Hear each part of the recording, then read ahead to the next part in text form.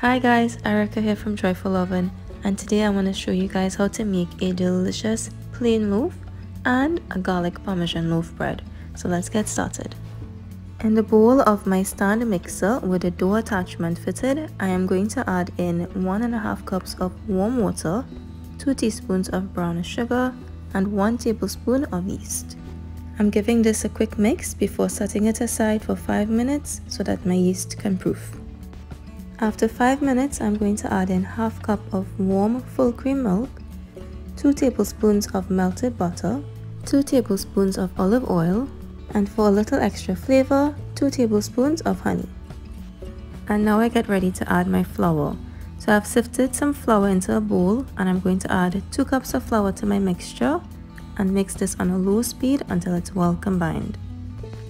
If you don't have a stand mixer, you can do this using a bowl and a whisk or a wooden spoon for mixing.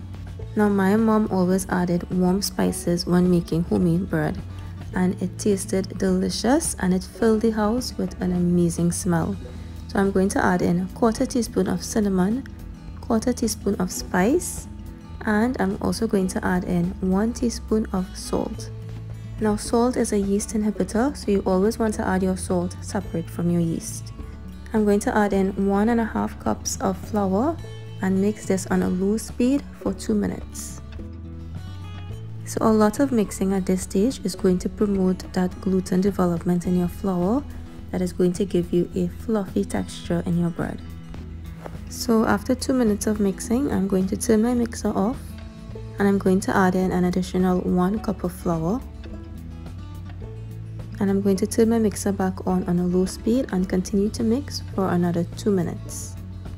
You know when you've added enough flour when your dough begins to pull apart from the sides of the bowl when mixing. If after 2 minutes you find that your dough is too sticky, you can add in a little bit of extra flour sparingly and continue mixing for just 1 more minute. So far, I have added close to 5 cups of flour and my dough has been mixing for 5 minutes. And once my dough has cleared the sides of the bowl and is no longer sticky, I will turn it into a floured surface and let it sit for 5 minutes before kneading by hand. Allowing your dough to rest makes it easier to handle during the kneading process. Once my dough has rested, I can begin kneading the dough by hand. And you can see that I'm using the palm of my hand as I'm kneading my dough. Now adding too much dried flour at this stage is going to throw off your recipe and it's going to give you a dry bread. And so what I like to do is add a little bit of oil to the surface of my hands, and that allows me to knead the bread dough easier, and you will notice that it's not sticking to my hands or to my work surface. After 5 minutes of kneading by hand, my dough is ready. It is nice and smooth and elastic. And when we say a dough is elastic, we mean that you're able to stretch the dough without it tearing. Now I'm going to shape my dough into a bowl and I'm going to place it into an oiled bowl. I'm also going to add some oil to the surface of the dough to prevent it from crusting. And I'm going to set this covered with plastic wrap in a warm place for 30 to 45 minutes until it has doubled in size. My dough has doubled in size and already it smells amazing.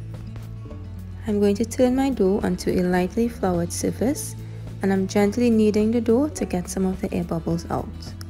I'm going to cut my dough into 2 pieces according to the size of my bread pan, and I am using a medium bread pan and a small bread pan. I'm pressing my dough out, keeping the width according to the size of my bread pan. Once my dough has reached about 1.5 inch in thickness, I'm going to start at the short end of the dough and begin rolling it tightly together. As I am rolling, I'm pulling the dough, trying to let all of the air bubbles escape. And once I'm at the end of my dough, I am going to pull the edges together and use my fingers to pinch and create a seal. Once the edges of my dough are sealed together, I'm going to knock it against the surface to get out any bubbles. And then I'm going to place my dough into a bread pan that has been greased and floured. And my plain loaf is ready for its final rise. And next up, our mouth-watering garlic parmesan bread loaf. Again, the process begins with me pressing my dough out to 1.5 inch in thickness and the width of my bread pan. Next, I'm going to take 1 teaspoon of butter and spread that on the surface of my dough. And next, I'm going to spread 1 teaspoon of grated garlic on top of the butter. I have here a 1/2 cup mixture of grated Parmesan cheese and cheddar cheese, which I will layer on top of my dough, pressing gently so that they stick together. And lastly, a generous sprinkle of dried basil, which is going to take this to another level. Starting at the short end, I'm going to begin rolling my dough together. I am pulling and pressing my dough, trying to get out as much air as possible and to hold in all that good cheese inside of the dough. I'm pinching the edges together to create a seal, and once my dough is finished, I'm going to again pound on the surface to get rid of the air bubbles and place this into my prepared baking pan. I'm going to lightly spread 1 teaspoon of softened butter on top of each loaf, and for the final touch on my garlic Parmesan loaf, I'm going to add a sprinkle of dried basil. I will cover my dough with plastic wrap and set in a warm place for 30 minutes so that my dough can double in size. This already smells fantastic and it is ready for a preheated oven at 350 degrees for 30 minutes or until golden brown. Here is my delicious bread fresh from the oven and my house smells heavenly right now. I wish you guys can smell it.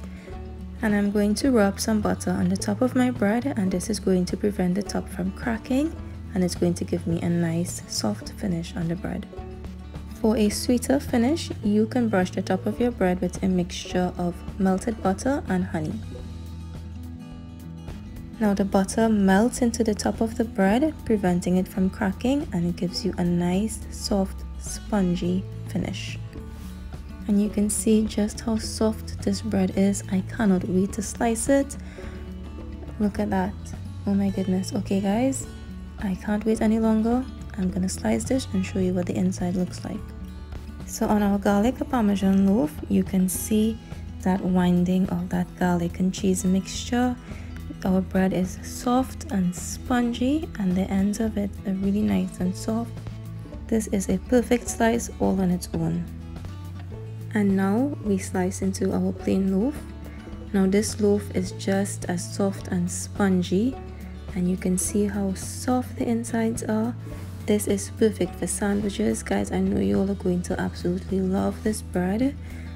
Let me know in the comments what you guys think if you guys try it, and maybe even let me know what recipe you would like to see me share next.